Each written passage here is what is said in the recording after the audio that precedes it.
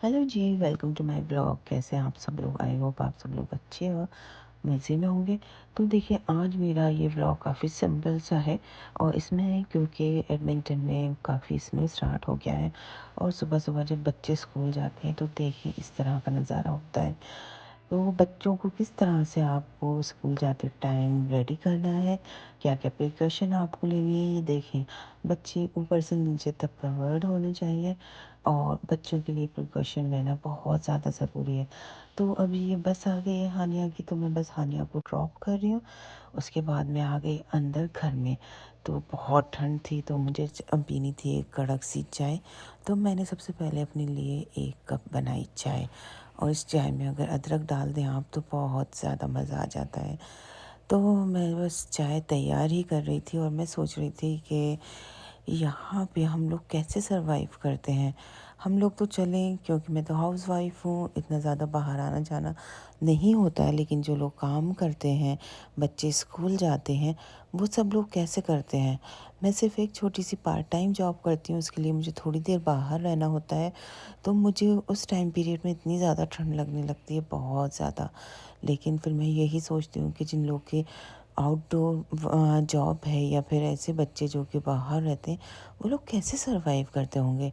तो इस तरह से मैं सोचते सोचते यही सोच रही थी कि यहाँ पे इंडिया जैसा माहौल नहीं होता कि वेदर थोड़ा सा चेंज हुआ तो या तो स्कूल बंद हो जाते हैं या फिर ऑनलाइन क्लास स्टार्ट हो जाती है। ऐसा कुछ नहीं है।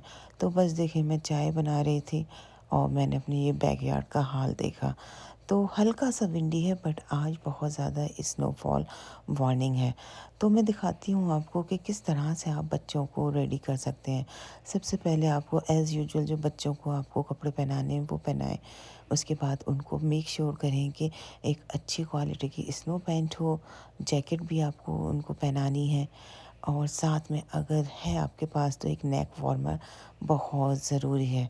और साथ में होते हैं ये मिटन जो होते हैं वो स्नो रेजिस्टेंट भी होते हैं और वाटर भी, क्योंकि बच्चे अक्सर स्नो में बहुत ज़्यादा प्ले करते हैं तो उनके हाथ वेट होने का ख़तरा होता है। और ये सर्दी इतनी ज़्यादा ख़तरनाक होती है कि अगर बच्चों को आप प्रॉपर ड्रेसअप ना करें तो फ्रोज़न वाइट होने का या फिर ठंड की वजह से हाथ पैर ब्लू भी हो जाते हैं। तो इस तरह से बच्चों के साथ बड़े मसले हो सकते हैं। तो इसलिए मैं मेक श्योर करती हूँ कि बच्चे जब स्कूल जा रहे हों तो वो वेल ड्रेसअप हों। तो बस उसके साथ में ज़ोरे इसको स्कूल देकर ड्रॉप करके आई, और साथ में बनाया मैंने बहुत ही देसी नाश्ता, क्योंकि इतनी सर्दी में आपको इससे बेस्ट नाश्ता नहीं मिल सकता। तो मैंने बनाए पराठे और चाय, साथ में ऑमलेट। उसके बाद बस थोड़ा सा शायद आई थिंक रेस्ट भी नहीं लिया, क्योंकि आज फ्राइडे है, कल से वीकेंड स्टार्ट होने वाला है। तो मैंने सोचा थोड़ी सी डीप क्लीनिंग कर लूँ, क्योंकि फिर बच्चों के साथ इतना टाइम नहीं मिल पाता। और देखें 8:30 से 12:30 के बीच में कितना ज़्यादा स्नो आ गया है। और ये मेरी लॉन्ड्री वगैरह सब ऐसी पड़ी है, तो मुझे आज ये सारी चीज़ें सबको सॉर्ट आउट करना है। तो देखें, ये है 2:30 का टाइम, और मतलब ऐसा लग रहा है कि कोई शीट जो है वो इन सारे घरों की छत पे और रोड पे बिछ गई है। उसके बाद मुझे करनी थी थोड़ी सी वॉशरूम की क्लीनिंग, क्योंकि जैसा कि आपको पता है हमारे घर में लास्ट टाइम नहीं, 17 सितंबर को फ्लडिंग हो गई थी। तो उसकी वजह से बेसमेंट और मेरा लिविंग रूम और ये जो फर्स्ट फ्लोर है वो सब बहुत ज़्यादा डैमेज हो गया था। तो बस हम वही धीरे धीरे सारी चीज़ें रिकवर कर रहे हैं। तो वॉशरूम का ये फ्लोर तैयार हो गया है, तो मैंने सोचा जितना पोर्शन रेडी है पहले मैं उसी को ही सेट कर लेती हूँ। तो इस तरह से चीज़ों को साथ के साथ सॉर्ट आउट करते रहना भी बहुत ज़रूरी होता है। और इन सर्दियों में दिन इतना छोटा होता है कि बस आप बच्चों को पिकअप एंड ड्रॉप दें, उसके बाद आके आप अपना नाश्ता करें, तो देखते देखते 11 बज जाते हैं। तो काफ़ी छोटा दिन होता है। और देखें, ये मैंने हाफ़ जो है वो वॉशरूम जितना मतलब यूज़ के लायक हो गया, मैंने उतना उसको क्लीन अप कर दिया। तो ये सारी चीज़ें, ऐसा होता है ना, टाइम ऐसे फ्लाई करता है कि आपको पता नहीं चलता। आपके काम की एक लंबी लिस्ट आपके पास। तो बस मैंने वॉशरूम को किया डन, और फिर बच्चे घर पे आ गए थे। तो आज उनका मूड था कि वो थोड़ा सा स्नो में प्ले करें। तो खैर बच्चों को अच्छे से पैक करने के बाद उनको mittens, cap, snow pant, snow shoes, jacket सब कुछ वेयर करने के बाद मैंने उनसे कहा ठीक है आप लोग थोड़ी सी देर बाहर जाके प्ले कर सकते हो। तो यही है कि बच्चे क्योंकि इस इन्वायरमेंट में रहते हैं, क्योंकि हम लोग 2020 से कनाडा में हैं और हानिया तो काफ़ी यूज़ टू है। बस ज़ोरेज़ जब थोड़ा बाहर जाते हैं तो उनको थोड़ी सी सर्दी लगने लगती है।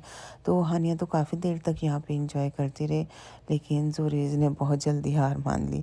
तो यही है कि बच्चे जब यहाँ पे आते हैं तो वो इस एनवायरनमेंट को बहुत जल्दी अडॉप्ट कर लेते हैं।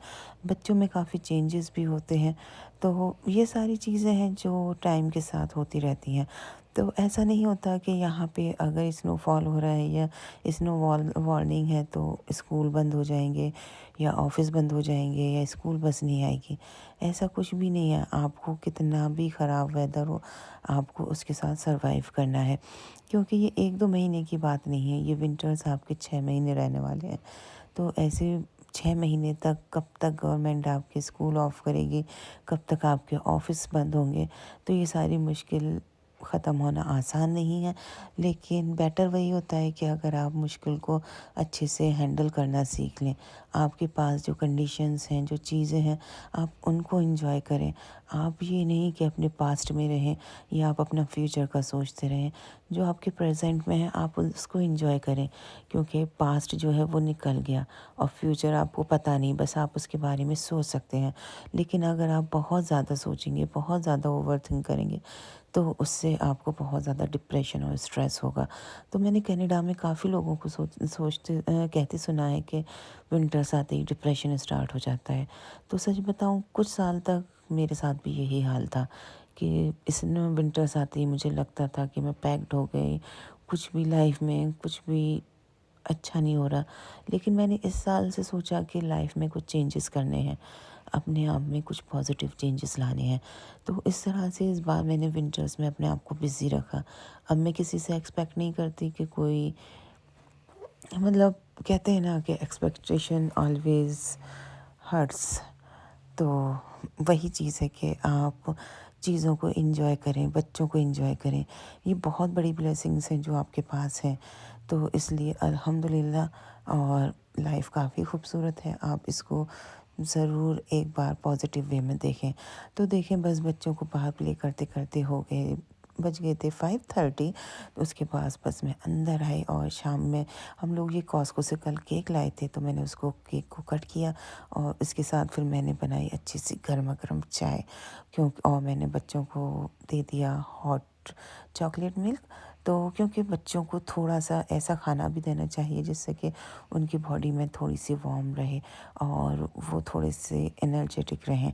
तो इस तरह से, क्योंकि बच्चे तो नॉन स्टॉप हैं, वो रुकने वाले नहीं हैं, लेकिन हमें उनके लिए ऐसा एक सपोर्ट सिस्टम तैयार करना है जो कि उनको हमेशा से महफूज रखे। तो इस तरह से देखें, बस अब सारी चीज़ें मैंने ये बहुत जनरल व्लॉग बनाया है, सिर्फ इस तरह से कि मैं आपको दिखा सकूं कि कनाडा में रहना एक तरह से आप सोचें तो बहुत हार्ड भी है और दूसरी तरह से आप सोचें तो इजी भी है। तो ये सारी चीज़ें आपके ऊपर डिपेंड करती हैं कि आप किस तरह से चीज़ों को हैंडल करते हैं। अगर आप ये चीज़ सीखना चाहें तो आप इन बच्चों से सीखें। ये देखें, जब समर होती है तो कितना ज़्यादा इंजॉय करते हैं, और विंटर्स में जबकि हम बोलते हैं कि हार्श वेदर है, इतनी ज़्यादा ठंड है, लेकिन बच्चे उसको भी इंजॉय करते हैं। तो इसलिए कहते हैं कि कभी भी ज़िंदगी को नेगेटिव नहीं लेना चाहिए। उसको आप इस तरह से जीना सीखें कि आपको लगे कि हाँ, जो भी आपके पास है वो अल्लाह ताला की बहुत बड़ी नेमत है। तो इस नेमत को आप एंजॉय करें और मज़े करें। तो बस बच्चों को थोड़ी देर के लिए मैं अंदर लेकर गई, और क्योंकि अब स्नो स्टार्ट हो गया है तो हम लोग की एक और टास्क बढ़ गया है कि स्नो क्लीन करना पड़ता है। तो स्नो क्लीनिंग के लिए हम लोग ने ये ब्लोअर ले रखा है, तो इससे काम जो है काफ़ी इजी हो जाता है और जो एक लॉन्ग प्रोसेस होता है वो शॉर्ट प्रोसेस बन जाता है। और बच्चे इस स्नो क्लीनिंग को भी बहुत ज़्यादा इंजॉय करते हैं। देखें, हानिया और जोरिस दोनों शवर लेकर आ गए हैं और ये लोग पापा के साथ स्नो क्लीनिंग करा रहे हैं। तो ये था आज का मेरा बहुत छोटा सा और बहुत, मैं कहूँगी कि डायरेक्ट फ्रॉम दिल से वाला व्लॉग कैसा लगा आप लोग को ज़रूर बताइएगा। तो इंशाल्लाह ताला आप लोग से नेक्स्ट व्लॉग में मुलाकात होती है। जब तक आप लोग अपना ख्याल रखें, खूब मज़े करें और लाइफ को अच्छे से एंजॉय करें। जो भी चीज़ है उसके लिए आप अल्हम्दुलिल्लाह बोलें। So take care, see you too in the next video.